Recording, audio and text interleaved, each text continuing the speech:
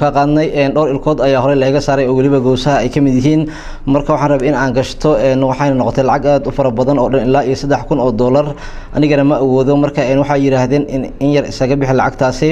iyadoo markaasi la isaaranayo lacag kale oo dheeriya arinkaasi in aan bixiyo lacagtaasi miyay banaan tahay mas waxay noqonaysaa ribo jazakallahu khayr bismillah alhamdulillah salatu wassalamu ala rasulillah ba'd horta ilkahan la gashado kharashkeeda qofka haduu hal mar ku wada adkaado hal buu u gashan karaa oo hada wax qasab iyo daruura ma aha iska hal mar in la wada geliyo laga yaabo inay fiican tahay su'aasha wayna soo weydiiyay saa'ilku haddii ay tahay kaash hadaad hadda haysana waa intaas haddii aadan kaash hayninna qiimuhu intaa wuu ka badanayaayo in go-an laguu sheego dhibaato ma laha beecu marba haddii qiimaha lagu gadayo go-an yahay oo la garanayo haddiise ay tahay muddo qabso haddana waa lagu kordhin lacagtuna mar walba way sii badan oo hadba inta la kordhiyee sii badan taasi waa tii ribadahayd ma banaana qiimuhu laakiin waa inuu go-onaadaa laga yaabo in la yiraahdo 3,000 dad kaash isaga bixinayso 3,500 haddii aad ku bixinayso muddo intaa leeg marba haddii qiimaha dambe lagu heshiiyo in tartiib loo bixiyana lagu heshiiyo hadba qaabka loo bixinayo intaa haddii ay tahay dhibaato ma laha laakiin waa inaan shardi ku jirin meesha ah ama sheegaya ama tilmaamaya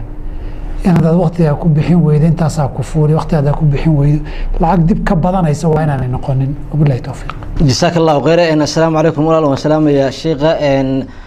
qof haddii uu shaqo ku jiro maalinta jimcaha isla markaana uusan awoodin inuu tukado salaada jimcaha oo jimcada ka qayb galo waxa uu tukanayaa doorka xilliga caadiga ah waxa uu ku soo beegayaa waqtiga salaada jimcaha la tukanayo jazakallahu khayr alxamdulillah abdulqaadir oo jumcadu dadka horta kuma wada waajibto qof baa jiran qayb baa dumara qayb baa safara qayb baan jooginba meel jumca laga tukado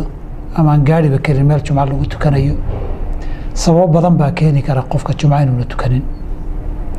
marka laga soo tago sababta u diideysa haddii su-aashaan ka jawaabo waqtiga ah xilligii duhurka uu soo geli jiray iyo xilligii uu bixi jiray iyo duhur caadi ah si uu tukan jiray buu qofku u tukanayaa laakiin waxaa mudan lafteedu baraarujin jumcada lafteedu waqtigii duhurku may dhacdaa lafteedu waqtiga duhurku baa la tukadaa sidaas darteed salaad kale lama tukada qofkii jumca tukada waqtigeeduna waqtiga duhurka way asal ahaan ma jiraan culimmada qaar yiri xoogay waa laga soo horumarin karaa laakiin siday u badan yihiin culimmadu intaa xasuusto waqtigeedu waa waqtiga duhurka wabillahi tawfiiq jazakallahu khayran assalaamu calaykum walaal waan salaamaya sheekha qof aan salaad tukanin ilaa iyo intii uu qaan gaaray oo ay sanadkii 2008 xaalkiisu muxuu noqon karaa marmar baa laga yaabaa buu yiri in aan salaad tukado oo aan ilaahay baryo hadana meeshii baan salaad la'aantii ka sii wada marka ina soo duceey sheekh jazakallahu khayran alxamdulillah annaga iyo isaga badi Allah ina hanuuniyo dadaalka khayrkan Allah inoo fududeeyo طبعا khayrku waa u sahlan yahay iyo salaaduba cid ilaahay u fududeeyo وإنه ليسير على من يسره الله تعالى عليه وآله صلاة laga tagay qofkan dambi weyn buu ku jiraa khatar weynna waa ku jiraa wuxuu qarka u saaran yahay gaalnimo dambi weyn inuu galay muranka ma jiro laakiin waxaa la isku hayaa diinta ma ka baxay oo axkaamtii qofka gaaloobay ma qaadanaya haddii reer iyo xilaaha ma la kala furmaya hadduu dhinto qubuurta gaalada ma lagu aasayaa su-aalasaa dadkiisii ma dhexlayaan isagu dhexal ma yeelanayaa qofku axkaamtii qofka gaaloobay ee diinta ka baxay baa la siinayaa mise qof dembi weyn galay gaalnimana qarka u saaran laakiin weli diintii aan lugihii kala wada bixin baa laga dhigayaa halkaa way culimmadu waxay isku hayaan qof muslim oo akhra rumaysan in halkaa uu raalli ku noqdo isdhigayo wax haboon maaha halkaas dhigta naftani waa ammaano inta loo soo jiran allihii abuurtay baa yaqaan in badanoo socota oo ordayso qalaf tirahdaan aragnay qofkani oo kale wuxuu haboon inuu isweydiiyo daqiiqad kastaba naftu way kaa bixi kartaa hadday kaa baxdo talow magaalnimaad ku dhimatay mise islaan caasi aad ku dhimatay muslim caasi muran badan baa ka taagan qofkaas waxaan dhihi lahaa ilaah u toobad keeno aakharana ha xasuusto salaadihii ka tegayna ha qadeeyo waqti la garan kara weeye sanadahaasi tartiib sida uu kari kara ha u qadeeyo intaasaan dhihi lahaa billahi tawfiiq jazaaka allahu khayran assalaamu calaykum sheekh haddii aabo gabadhiisa oo weli iiga dhigo isla markaana uu yidhaahdo hebel ku meheri walaayadaas muddo intee la-eg ayaan haynayaa amaba aan hayn karaa intaan meherka ninkaasi lay amray aanan ku meherin jazaaka allahu khayran alxamdulilah walaayadu wakaalad weeye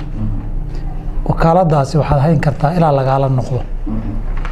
ama adugu aad ka baxdo xadda aad mas-uuliyad iyo wakaalad qaadi karto ama geeri ha timaado ama xanuun qofka garashadiisii wax u dhimay ha timaado musqal garashadii ka baxay ama dee ilaahay naga badbaadiye diinka baxba ha yimaado ama qofkii ha kaala noqdo marka labadaa unbaa asaasa waxay wakaaladaas aada walaayada haysa kaaga dhaxlayso in qofkii kuu dhiibay isaga laftiisii kaala noqdo ama adigii iyo isagii midkiin inuu wilaaye ka bax noqdo isaga hadduu dhinto ama garashadiisu tagto xanuun ama da ay ku timaado wakiil kama noqon kartid waayo wakaaladu waxay ku tiirsan tahay waa farac iyo laan ku tiirsan geedka weyna cidda wakiilatay isaga hadduu dumadee laantu ma taagnaan karto laantu hadday go-dana dee wakaalad ma jiri karto saa darteed waxaan leenahay laba mid imaa inay labadooda midkood ka baxaan xaddii wakiilnimada la noqon karay oo imaa in isaga qofkii kale uu ka noqdo wakiilnimadii uu kaa ceshado labadaas aasaas waxay intaan ahayn waad wadi kartaa billahi tawfiiq